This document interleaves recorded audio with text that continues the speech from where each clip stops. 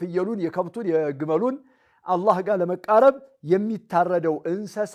ኡዱህያ ወይም ضحያ ወይም አضحات ወይም ኢضحያ ይባላል ስሙ بشرائط مخصوصة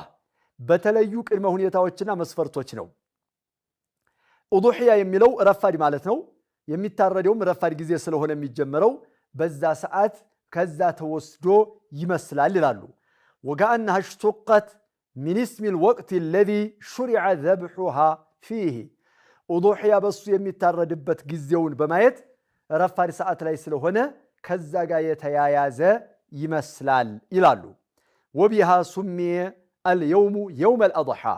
ቀኑም አስረኛው ቀን يوم الأضحى ተብሎ የተጠራው እርድ የሚታረድበትና ኡዱህያ ደም የሚፈስበት ተብሎ በዛ የተያያዘ ይመስላል ኡዱህያ ወይም ወዲ አላህ Subhanahu Wa Ta'ala ቁርባን ማቅረብ ከነብዩ አለይሂ ሰላቱ ወሰለም የተጀመረ ብቻ አይደለም ከአደም ጊዜ ጀምሮ ያለ የቀጠለ ህግ ነው አላህ Subhanahu Wa Ta'ala የአደምን ሁለት ልጆች ታሪክ ይነግረናል إذ قرب قربانا فتقبل من أحدهما ولم يتقبل من الآخر قال لأقتلنك إلى آخر الآيات ብዙ አያቶች ስለ አደም ሁለት ልጆች የተከሰተውን ጉዳይ አላህ Subhanahu Wa Ta'ala ወትሉ عليهم نبأ ابني آدم بالحق